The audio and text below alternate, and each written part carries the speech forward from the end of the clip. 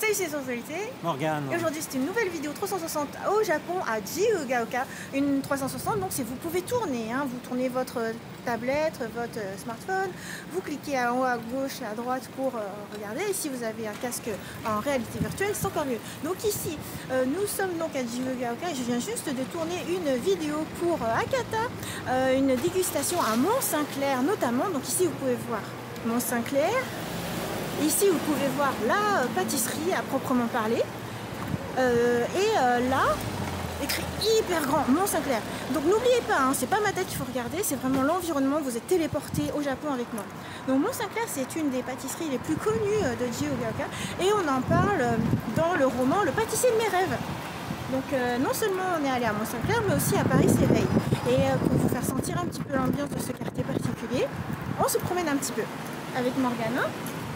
Voilà, donc moi j'avais bien aimé lire Le pâtissier de mes rêves, ça me fait plaisir de venir sentir un peu l'ambiance du quartier. C'est assez surprenant, ça nous change beaucoup par rapport à Tokyo, dans le sens où ici on a des rues très étroites, comme vous voyez, il n'y a pas de passage de trottoir, c'est assez rigolo. Il y a juste une zone marquée pour les piétons, mais on a intérêt à faire attention, sinon on se retrouve sous une voiture. À droite, on est en lycée. Voilà, on se demande si c'est le lycée dont on parle dans le manga, non, le roman shoujo.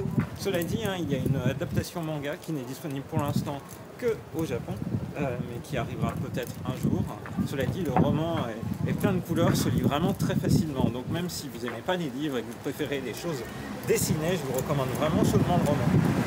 Donc Jiugaoka, c'est un quartier plutôt cossu. Plutôt chic, et les Tokyoïdes aimeraient bien y vivre. On va arriver progressivement vers plus de boutiques. Et juste avant, on va avoir un très bel arbre sur le côté, des petites fleurs, c'est un peu une ambiance de printemps.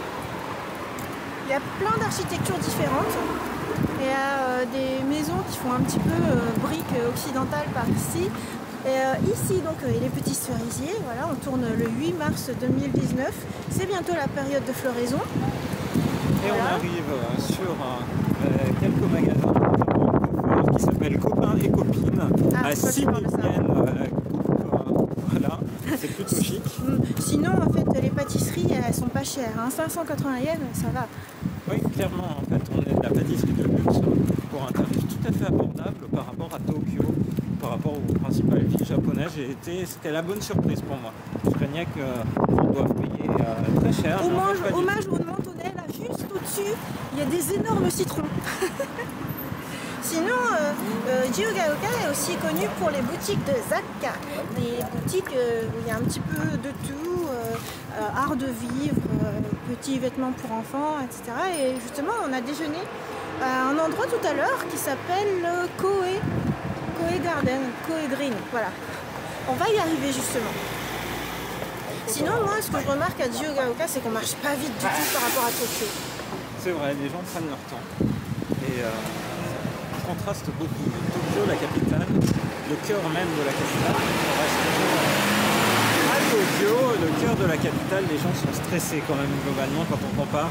On revient de Kyushu, Fukuoka, on voyait bien que les gens étaient plus tranquilles, c'était moins bondé dans le métro et la marche à pied était beaucoup moins rapide. Ouais, parce que là, on marche pas bien vite et les gens sont au même rythme que nous. À Tokyo, je me serais fait bousculer depuis déjà longtemps. Du coup, c'est plutôt sympa.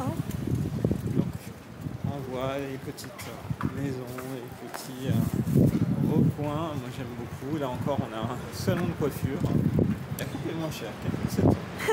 Alors, on va arriver à Jiugaoka Koen, un petit parc où j'ai fait une dégustation justement. Après le C'est la vie. Voilà. Et c'est un petit parc où les enfants peuvent jouer. Typiquement japonais, on voit ils sont en train d'arroser les plantes. Il y a l'horloge là, si vous la voyez, n'hésitez pas à le dire en commentaire. Et puis, du coup, on arrive progressivement vers le cœur de la ville, le cœur de la station. Voilà, parce qu'on était un petit peu éloigné de la gare de Jiugaoka. C'est ce qui faisait que c'était un petit peu plus tranquille comme ambiance. Et puis plus on se rapproche d'une gare et plus c'est animé, plus il y a de magasins. Voilà, en tout cas on espère que cette vidéo vous a plu. Et on donne rendez-vous à très bientôt dans d'autres vidéos sur la chaîne de Rosalis. Bye bye. Bye bye.